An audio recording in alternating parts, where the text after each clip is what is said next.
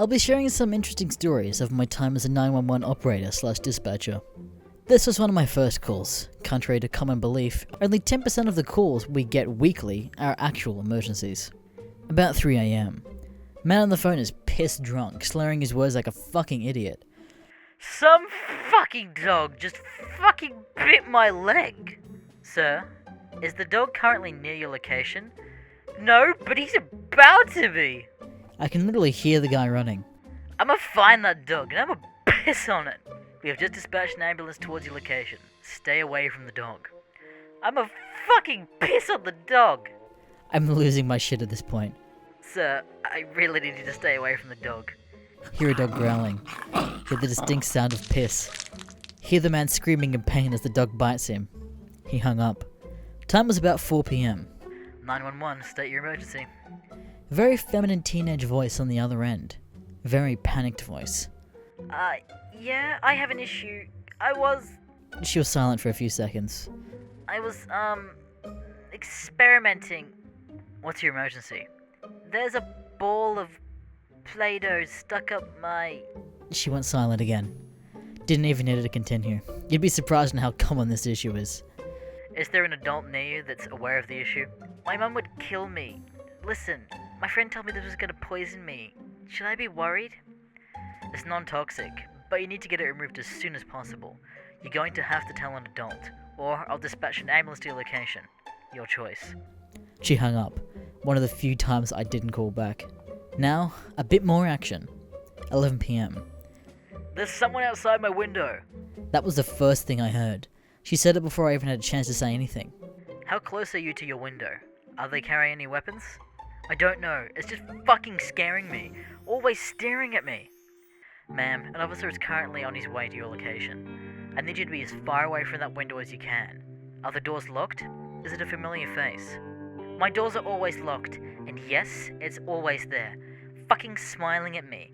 This time it's closer than usual. Does it have a name, ma'am? Who is it? She stopped replying, but the line was still on. I was fucking freaking out, but I had to keep my voice collected. Police calls me about 50 minutes later, saying this was a schizophrenic patient. Still scares me shitless. Woman calls around 3 PM. An armed man was currently in the process of hijacking a neighbor's car. She confirmed that she had seen through the glass door. Times like these, it's very fucking difficult to remain calm. Already had about 2 officers dispatched to her location. All I had to do was keep her calm. Officers tell me he's outside, waiting to escort her from the backyard. Let her know. She's still on the phone with me. He's not there. Turns out the fucker was a few minutes away. Lied for no apparent reason. Basically, she was outside and a target. All thanks to that shitty officer. Tell her to go back inside and lock the doors. Officer finally arrives. Couldn't report him because it would fuck up my position. 8 AM in the morning. Little girl, sounded about 6 years old, calls in. Crying and obviously panicking. What's wrong? Daddy's hurting mommy. Turns out she heard some screams coming from her parents' room. Moda pressed the phone to the door to confirm my suspicions. Her mum was moaning. The little girl assumed the locked door meant that her dad was hitting his wife. Sent her to cop just in case it was actually a domestic violence case, even though I'm pretty sure it wasn't. And here's why most of the people I work alongside offer on an antidepressants, and why I'm no fun at parties. It's 6 AM on a Friday. Woman sobbing on the phone with muffled yells in the background. My baby fell in the pool, was the first thing I made out through the heaving. 2 years old. I was talking the father through CPR. I can hear the mother screaming how she only took her eyes off her baby for a minute. Apparently the baby's name was Kayla, because that's all the mother started screaming afterwards. Baby was not responding to CPR. I was on the phone until the ambulance called me, telling the baby was long gone. Didn't sleep for a week. It was Saturday afternoon. A teenage girl. Her voice was very tight. She took deep breaths before speaking. She was obviously in a lot of pain. Her name was Maddie, 16 years old. She fell off her brother's treehouse. She tried to break the fall with her arms, and she obviously sounded like they were broken. She said no one was home, but she felt really dizzy. Was seeing double, and her nose was bleeding with no direct impact to her nose. Well, fuck.jpg. She was a trooper, and she was taking it well for someone who had fell from such a high spot. She sounded very collected, and she really did sound like a sweetheart. She kept telling me how sleepy she was. I kept stalling her with conversation about school and friends, while her replies got slower and slower. She started replying to me about 5 minutes before an ambulance arrived. Internal bleeding was the cause of death. She sounded like such a good fucking person, and it's terrible getting this emotionally invested. The fact that I was the last one to talk to her fucked me up. 3 a.m. A very hoarse voice on the other end of the phone indicated the victim had been screaming and or was extremely dehydrated. Her voice was a quiet whisper. Dispatched officers to the location while I was hearing the info. She said she was shoved into a car while she was on her way to work. He apparently took her to a grimy apartment, forced her to strip, raped her, absolutely destroying her hymens in the process. She said she was experiencing heavy bleeding, shoved foreign objects inside her. Keep in mind this girl was 16. She told me she was currently not in the apartment. He had taken her phone without knowing she had another one. Apparently no one could hear her screaming for help.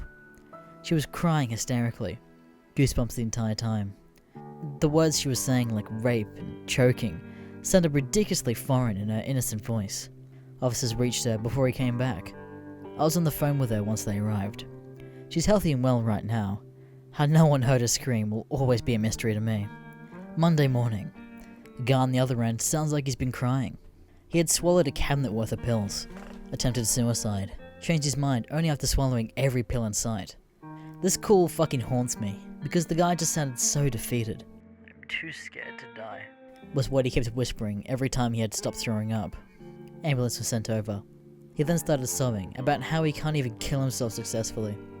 Tells me about his daughter that passed away from cancer 2 years back. Talks about his wife leaving him.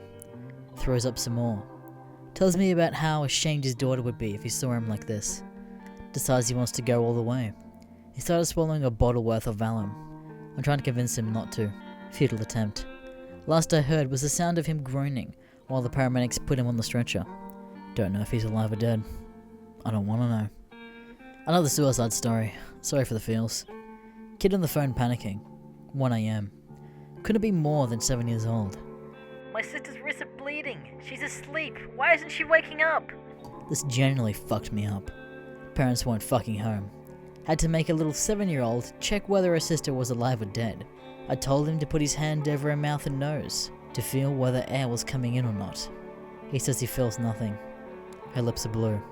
Told him to wrap towels around her wrists and apply pressure. The ambulance were taking longer than usual. The little kid said she looked cold and lonely in the tub. I heard him run and grab something before heading back to the bathroom. He climbed in beside her and covered both of them with a blanket.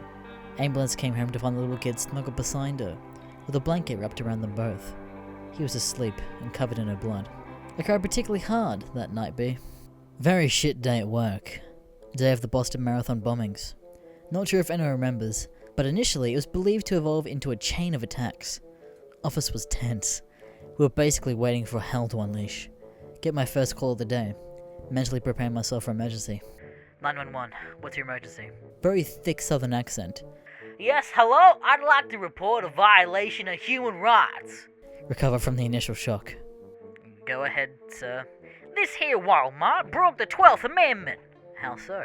He ranted for about an hour about how Walmart didn't sell his favorite kind of beer. You need to understand how not in the mood for this bullshit I was. Sir, that has nothing to do with the 12th Amendment. If you ain't doing anything, I will. I hear the sound of glass shattering. Freedom my ass! I assumed he was vandalizing something at Walmart. Was arrested.